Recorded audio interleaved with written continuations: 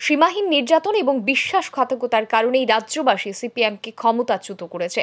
এর ফলে ভালো সংখ্যায় ভোট অর্জন করে রাজ্যে ক্ষমতায় এসেছে বিজেপি। বৃহস্পতিবার ভারতীয় জনতা পার্টির ৮ বরদোয়ালি মণ্ডলের উদ্যোগে বুথ সভাপতিদের সংবর্ধনা প্রদান এবং বুথ কমিটির সদস্যদের নিয়ে আয়োজিত আলোচনা সভায় বক্তব্য রাখতে গিয়ে কথা বলেন মুখ্যমন্ত্রী প্রফেসর ডাক্তার মানিক সাহা।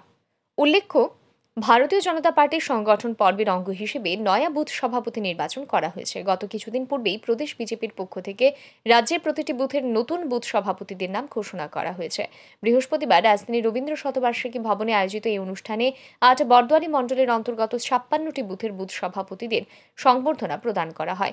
এদিন বক্তব্য রাখতে গিয়ে নবনির্বাচিত বুথ সভাপতি এবং বুথের কার্যকর্তাদের প্রতি বিশেষ বার্তা দেন মুখ্যমন্ত্রী। তিনি বলেন, কাজের মাধ্যমে সকলের কাছে পৌঁছাতে হবে, নিজেকে নিয়ে না ভেবে জনগণের জন্য কাজ করতে হবে। আপনি যখন বললেন যে আমি দেখছি, এটা ফোন করলেন বা কাউকে যদি বলেন যে ওই বাড়িতে জলটা যাচ্ছে না, তার ব্যবস্থা আমরা করছি, তাহলে মানুষের কথা আসতে পারবে। আপনি কিন্তু নিজের কাজের মাধ্যমে কিন্তু নিজের অধিকার, নিজের পজিশনটা আপনি ডেভেলপ করতে হবে। পজিশন দিলেও আপনি ডেভেলপ করতে পারবেন। এটা বুঝতে হবে আমার, যে আমি কাজের মানুষ, কাজ দিয়ে আমার পরিচয়, এবং এইভাবেই আমি কাজের মাধ্যমে মানুষের কাছে আমি থাকতে চাই।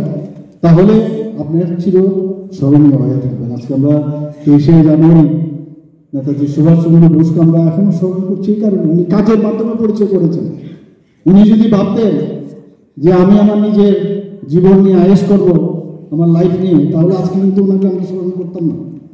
পণ্ডিত দীনদয়ালজিকে আমরা স্মরণ করতাম না, ডক্টর শ্যামাপ্রসাদ মুখার্জিকে আমরা স্মরণ করতাম না।